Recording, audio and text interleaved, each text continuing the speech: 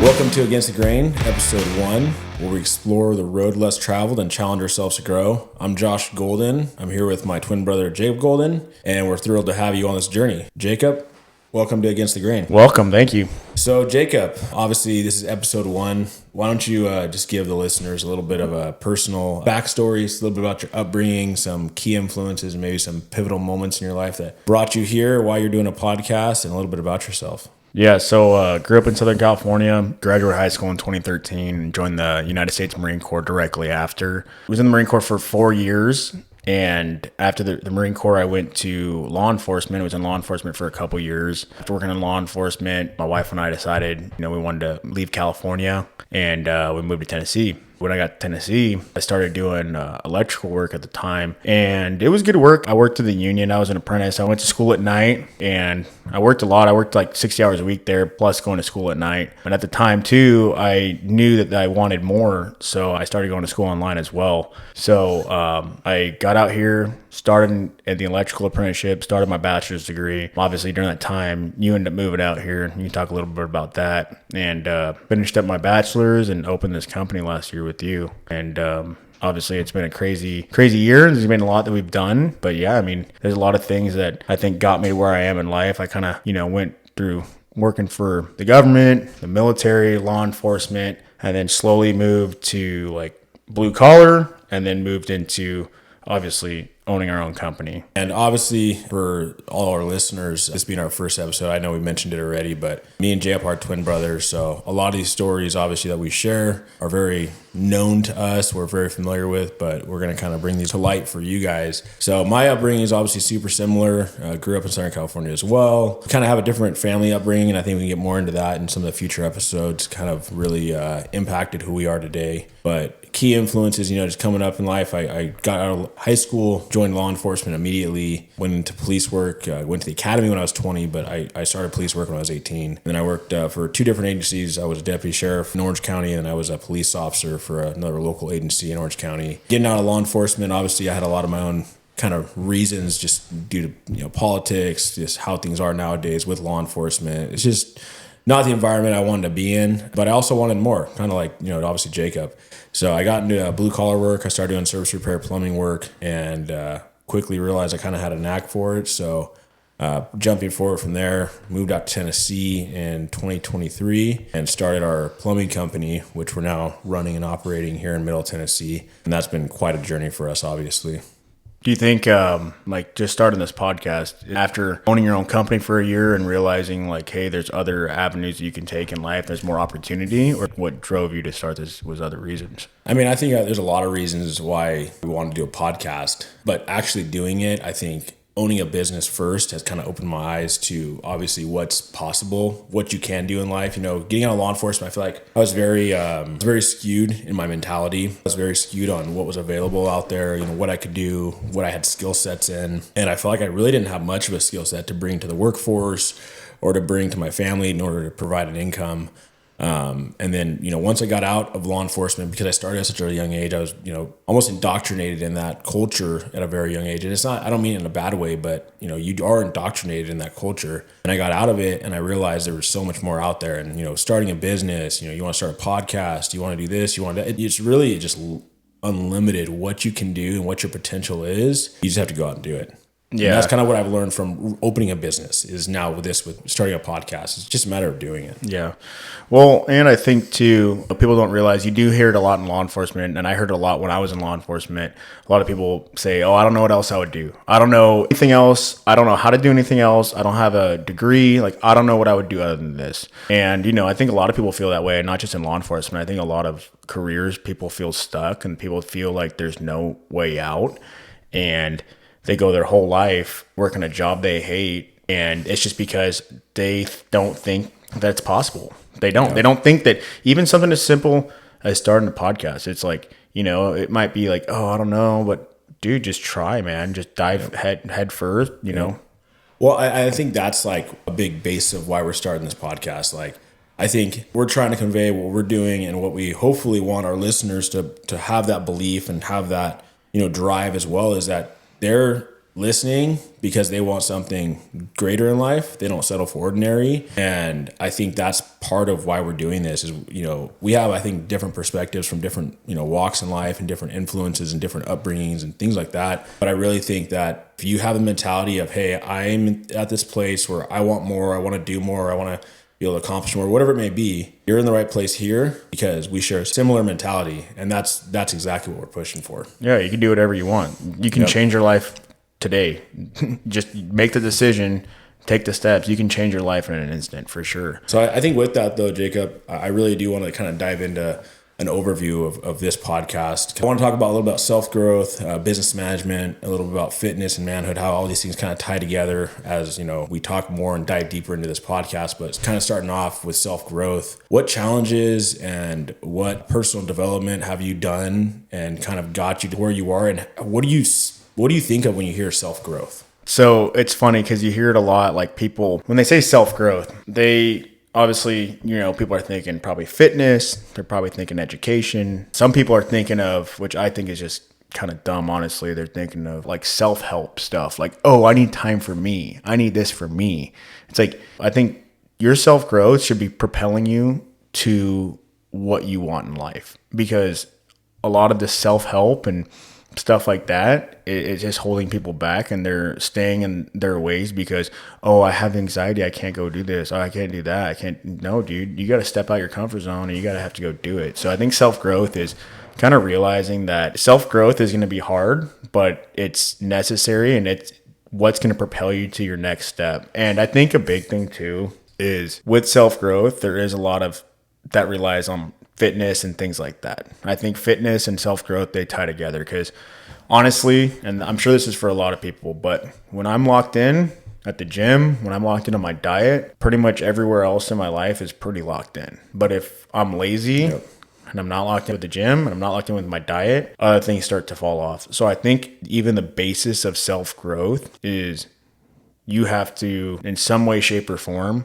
you have to start taking care of yourself as far as your body, like working out and eating right. Yeah. And well, I think a big thing with self-growth is exactly what it is. It's self-growth. I think the problem with most people today is that people that are in bad places or places where they want to, excel, whether they want to lose weight, they want to get a new job, they want to make more money, they want to, pay off their debt, whatever it may be. A lot of people nowadays rely on other people for their growth. They think if they can just get the right coach, if they can just connect with the right person on social media, if that one person will see them, they think there's a secret. There's a secret sauce that I can get where I can lose that weight, or I can do this, or I can make. And there's nothing wrong with that. There's nothing wrong with coaching, 100%. And dude, 100%. Especially when it comes to business and fitness. If you need a coach and you need someone to help guide you, there's nothing wrong with that. No, but you need to have realization from the beginning that you are the person that's going to change yourself. Yep. You're the one that's going to wake up early and go work out. You're going to be the one that stops putting stuff in your mouth. You're going to be the one that steps up at work and stops being the guy that sits in the back row, sleeps half the day, shows up to work late. Like, you want more in life? Stop being that way. But I think self-growth too, honestly, is the realization. Like, because we say, like what we were saying earlier, people say, oh, I don't know what else I would do. I think part of that self-growth, like when you want to go on these endeavors, is you have to have a true self-realization of where you're at in life. When I went to the electric union, I had zero blue-collar experience at like construction-wise. Yeah, dude, I took a pay cut. I was making probably less than a third of what I made as a cop. I made probably 30%. But you know what? Why did I deserve more? I didn't at the time. I felt like I did. I felt like this is bullshit. I was in the military. I was a cop, but I don't know shit. Yeah. Man, I should be making more than these 18-year-old kids out here. But that's part of self-growth, is realizing, hey, dude, you're not going to end up in that $1 million home with those, nice cars, whatever. Some people get there faster than others, but you have to have that self-realization that if you don't know shit, start from the bottom and work your way up. Learn the learn the task, learn the trade, learn the job, start as an intern, move up, and eventually you can do more with that, but you have to have some self-realization in that growth. Yeah. Well, I think with that though, I think you don't, and I say this with, obviously there's other factors, but it's not that you always have to start from day one. You don't have to start always from the beginning. You don't always have to start getting paid no money. That's not the only way to success or growth. No. However, it's kind of like the, but those experiences cultivate resilience where you can go to square one again and again and again and again, and you can start from nothing and you can create something. And if you can train yourself to do that in any environment, you'll be successful. And I think that's part of that self-growth. It's cultivating resilience. It's, working on yourself, but it's being able to go through hard times and continue to push, not letting hard times tear you down. And I think that resilience, it comes from, like you said, that day one mentality. Like, I've been at day one before. You've been at day one before. Day one doesn't scare me. No. Even before, it didn't scare me. It was exciting. But now, if you really think about it, if you had to start over, it's okay. It's okay. Day one's not scary. You can go back to day, and that's what building resilience is. Day one, you should have that fire in you that's going to get you to the end of the year. Yeah. Or, to the next level or whatever it may be. Yeah. Because that day one mentality, you should have a fire in you and you should have a drive in you like no other. And if you can access that again and again and again and again, dude, there's no stopping you. Well, that's what happens. Yep. A lot of times. Absolutely. It doesn't even make sense to me how people think this way, but people open a business and basically they have the mentality of, oh, I'm doing enough. Oh, I'm doing enough. Enough for what? What's your goal? You just want to do this, the same thing till you're 65? Well, and I think that's a good segue into our next topic that we're trying to talk about, business management. But I was thinking about that this morning. It's funny because obviously kicking off the new year, we're going into 2025, first podcast dropping January 1st, 2025. But I was thinking back on 2024 and I was thinking man, I didn't accomplish enough. And in my mind, I know a lot of people will look at it and be like, dude, you guys did this. You guys were able to do this with your business. You did this with your family. You had another child. Dude, don't get me wrong. I am extremely blessed and grateful. And I have had an amazing year. But that's how you continue to win. But I still feel like I didn't do enough. I feel like we didn't accomplish enough. We want better margins. I want more vans on the road. I want to create more revenue. I want to create a better life for my family. That doesn't stop even when it's been a great year.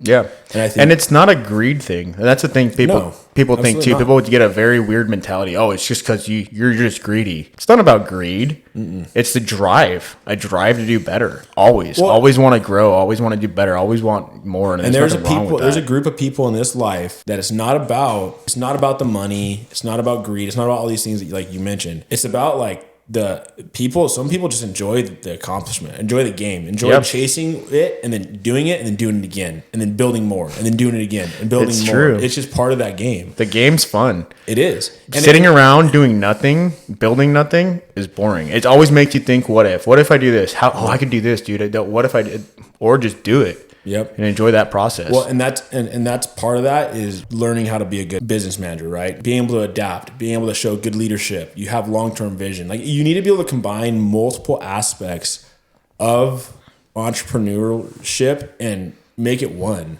Because you can be the guy that has the big goals. Yeah, I want to grow this $100 million company. I want to do, X amount of dollars in profit. That's great, and you need to have that. But I also think you also need to be the guy that's in there doing everything that's little every day. You need to be putting those systems in place. You need to be making sure everything has a criteria. Everybody does everything the same. Everything, there's standard operating procedures, and that's why large companies have them, because there's a stepping stone from $1 million to $100 million. Well, what's the difference? That's a big difference. Like you said, generating those policies, that's a big difference between a large company and a small company. If you go into a small company, a lot of them, super, super small mom and pop type, and you say something like, hey, how do you evaluate your guys' performance? Yeah, a lot of them don't have systems in place. They have no way to do it. No way to do it. If you go to a large company, you say, hey, how do you evaluate your guys' performance? They'll say, oh, well, we have our CRM that, it tracks their close rates, it tracks their conversions, it tracks their customer satisfaction. Key performance indicators. Well, they don't have key performance indicators. So I think just things that we can kind of end the business section with, is just, there's two things that I think that business owners need to focus on. And one, you need to set small goals and you got to stay consistent with those goals, because you're not going to accomplish the world today. And I'm not saying that you shouldn't have those goals, but focus on the short term as well, because it's super important. Focus on putting systems in place. Build systems. Mm-hmm. Build systems, not just goals, because systems will help accomplish the goals that you're looking for. And it creates a bulletproof business.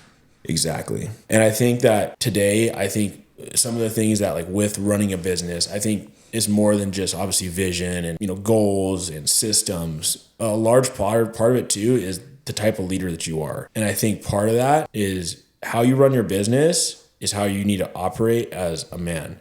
And what I mean by that is I think how you lead your family, how you lead your guys, how you carry yourself, how you take care of yourself. I think those are all just extremely important things to be a solid leader, because you can't lead a team if you can't lead your family. You can't lead a team if you can't lead yourself. You can't lead it exactly if you can't lead yourself. Yep. Well, that's a big thing too. Is they talk in the book "The Way of Men" by Jack Donovan. It's a good book, and a big thing or one thing that he mentions that I always I think about a lot now is a lot of times we measure a man of his ability to carry his own weight.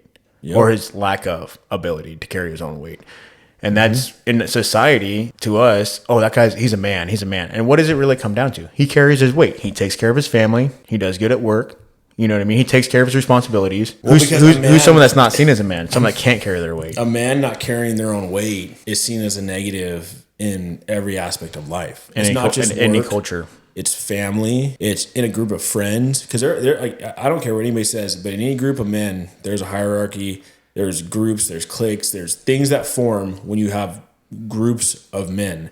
But with that, you have people that rise to the top and fall to the bottom based on their ability to carry their own weight. Yep. Because people get ostracized. They get sent out of the pack. They don't want to be around that group because that person doesn't step up and do what they need to do. Everybody's always dragging them along. And that includes being a leader. That includes being a family man. That includes being who you are to yourself. Your team is not going to perform at the top level if you don't perform at the top level. Your team is not going to act like A players if you're not an A player. Well, and it's just... Yeah, and I agree. And the thing is, too, is like, if you're at that point right now and you're listening to this, like, it's okay. It's okay if you can't carry your own weight. What matters is you have to be willing to change. Yep. You have to be willing to grow. You have to be willing to do more and be a better man, be a better husband, be a better father, be a better coworker, whatever it may be. You have to be willing to have that growth. And I think everybody has highs and lows. I think every man has highs in their life and lows in their life with, circumstance and, things that happen with your family, with work, with just whatever. Mm-hmm. People have highs and lows in life. And sometimes those lows get you to a place where you aren't carrying your own weight, where you're not accomplishing things that, you should be just as a man in life.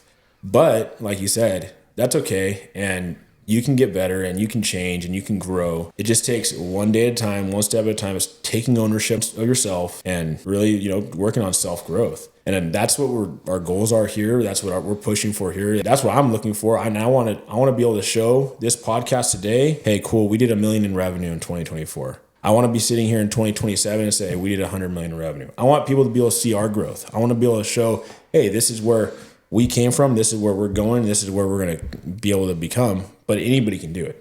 Anyone can do it. It's not just people, listening to the journey or listening to what we're talking about, but seeing that it's also possible. No, exactly. Yeah. I mean, anyone can do it. And that's our biggest, I think, takeaway we want every one of our listeners to know is you can do it. You just have to be willing to put in the work and reach out to people for help, reach out to us. There's a lot of people out there that want to do things and they're right on the cusp of making that decision. They're just a little scared, and that's okay.